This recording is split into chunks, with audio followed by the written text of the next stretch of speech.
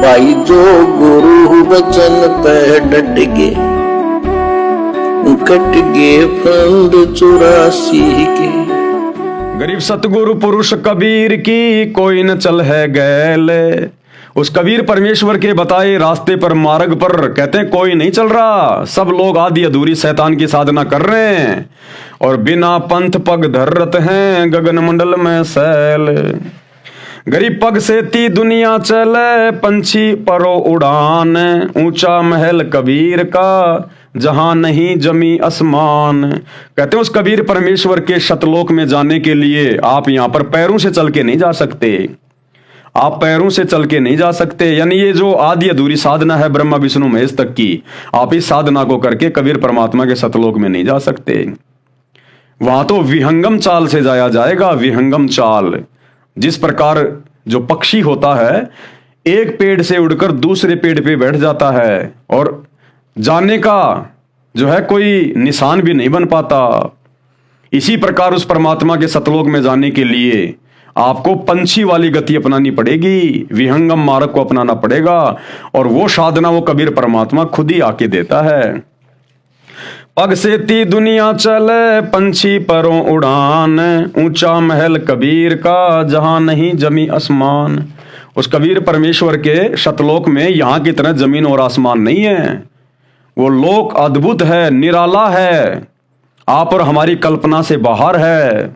वहां की व्यवस्था यहां कोई वर्णन भी नहीं कर सकता है, क्योंकि जब किसी ने देखा ही नहीं तो वर्णन क्या करेंगे।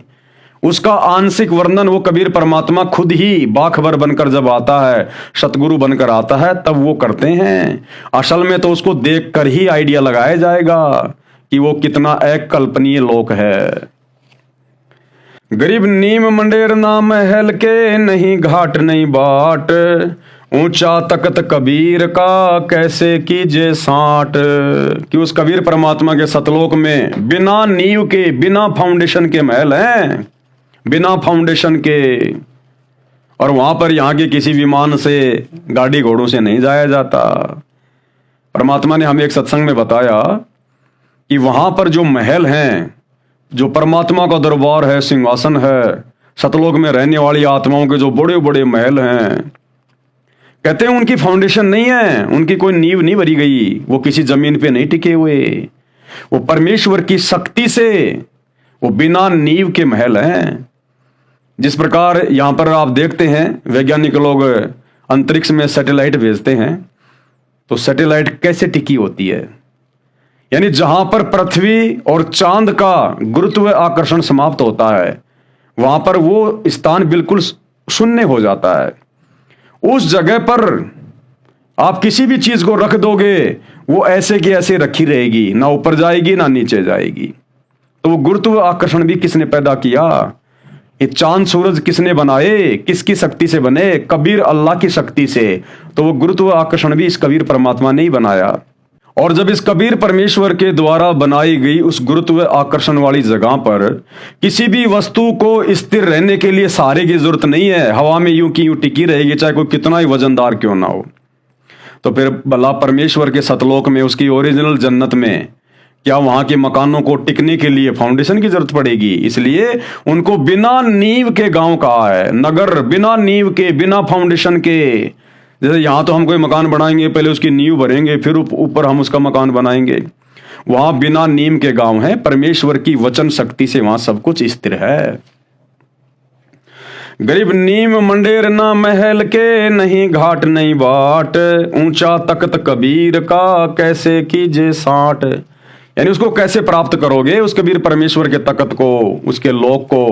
कहते हैं वो कबीर परमात्मा खुद ही प्राप्त करवाता है नीचे आके संत रूप में। गरीब शंख स्वर्ग पर शैल हैं, शंख स्वर्ग पर धाम, ऐसा अचरज देखिया बिना नीम का गांव। बिना फाउंडेशन के गांव है वहां पर। गरीब बिना नीम के नगर हैं, बड़े बड़े शहर वहां पर बिना नीम के, बिना फाउंडेशन के, बिल्कुल परमेश्वर की वचन शक्ति से यूं के यूं स्थिर हैं।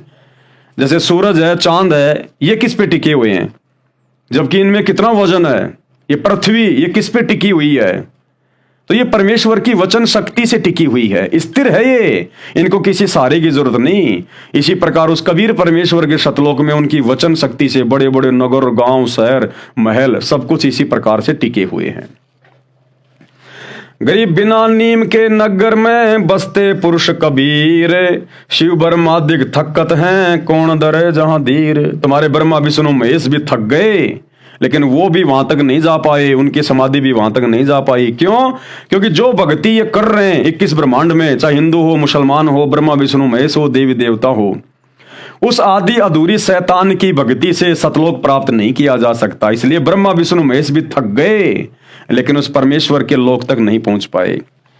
गरीब लख लख योजन उड़त हैं, सुर नर मुनिजन संत।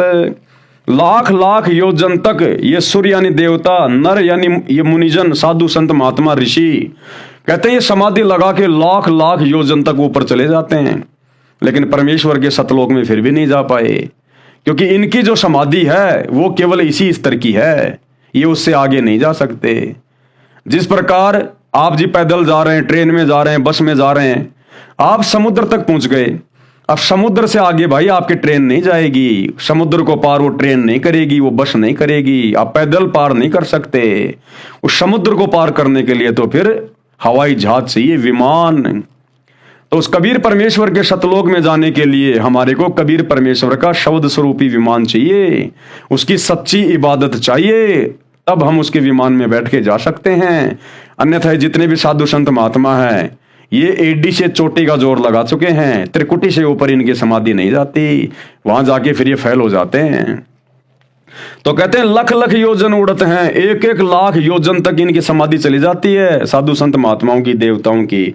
और गुरुदेव ने बताया एक योजन में 12 किलोमीटर होता है, एक योजन में 12 किलोमीटर होते हैं, और लख लख योजन यानी 12 लाख योजन तक इनकी समाधि ऊपर जाती है, लेकिन ये सतलोक नहीं जा सकते, क्योंकि सतलोक की दूरी तो 16 शंख कोश है, 16 शंख कोश। एक कोश में 3 किलोमीटर होते हैं, और 16 शंख, इकाई, दहाई, सैकड़ा, हजार, 10,000, लाख, 10 लाख, करोड़, 10 करोड़, अरब, 10 अरब, खरब, 10 खरब, नील, 10 नील, और शंख, 10 शंख, ऐसे ऐसे 16 शंख कोश की दूरी पर सतलोक है। और ये तो खाली 1 लाख योजन तक ही जा पाते हैं, केवल 12 लाख किलोमीटर तक की। तो कहते हैं उस समर्थ अल्लाह कबीर के लोक में भाई ये काल तक की साधना करके ना हिंदू जा सकता, ना मुसलमान, ना देवी देवता, ना ब्रह्मा विष्णु महेश। वो कबीर परमात्मा जब खुद धरती पर आता है बाखबर बन के, सतगुरु बन के, उस समय यदि आप उनकी शरण ग्रहण करते हो, आजीवन मर्यादा में रह के भक्ति करते हो, तो वो कबीर परमात्मा तुम्हें अपने सतलोक में लेकर जा सकता है। गरीब लख लख योजन उड़त है, सुर नर मुनि जन संत। ऊंचा धाम कबीर का, कोई न पावे अंत। उसका अंत यानी उसके विषय में कोई भी नहीं जान पाया भाई, जब तक वो ना चाहे, जब तक उसकी सच्ची साधना ना मिले, तब तक कोई भी नहीं जा सकता वहां। जो गुरु वचन पे डट के, कट गए फंद 84 के, कट गए फंद 84 के, कट गए फंद 84 के।